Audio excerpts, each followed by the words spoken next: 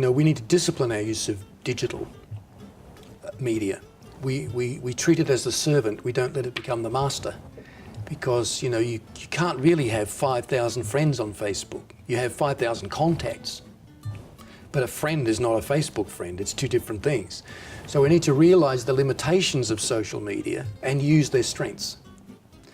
So that's an important question.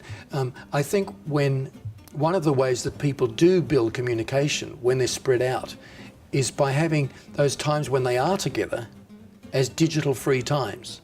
So when we come together for our weekly creative meeting in the marketing department, we don't have any digital, no tablets, no PDAs. We use them outside, yeah, but for this 1 hour, we're just going to talk to each other. We might make some notes in a notebook for a change. What I'm saying is we train each other again to talk to each other, to look at each other like I'm looking at you now and talk instead of absent presence. We're all in the room, but we're not there because we're talking into cyberspace. I think, there's a difference between cyber tribe and real tribe. We're moving into the age of avatarism. Siri on Apple phone is an avatar. It's a personality that represents you on the phone.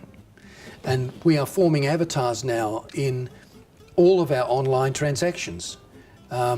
It's moving towards the day, not too far away, when you will have one avatar that represents you through all of your online experience.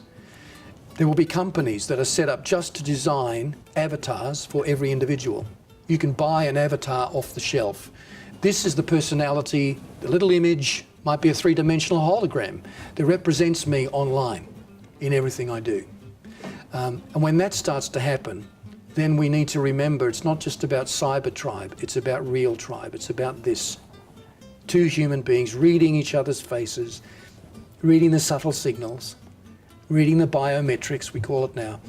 That's what communication is about. So, short answer, when we do gather together, we put aside the digital and we have real face-to-face communication for a while. That helps to maintain a sense of togetherness and cut down the isolation.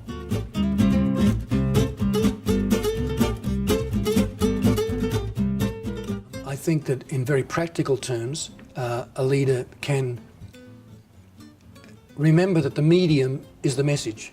Marshall McLuhan, the media guru of the 60s, said in the age of television, the medium is the message.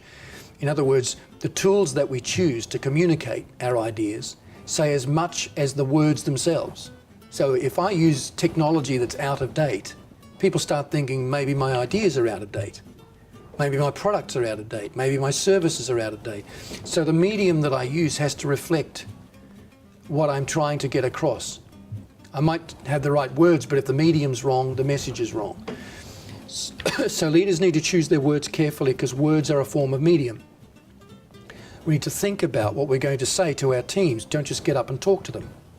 Give it some thought. Think about it in advance.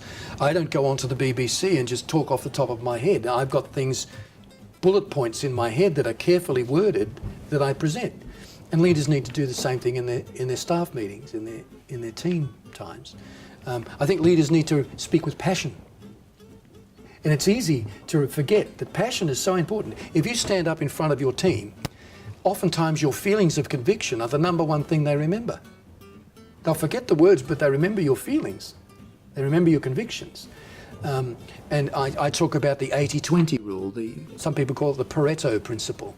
80% of retail is 20% of customers. 80% of charity work is done by 20% of the volunteers. And that 80-20 ratio is true for us as individuals. Usually, 20% things will give 80% results. Any leader, if they sit down and think about it, what are the things that I spend very little time doing, but they bring big results? The things I'm just naturally good at that bring the 80% result.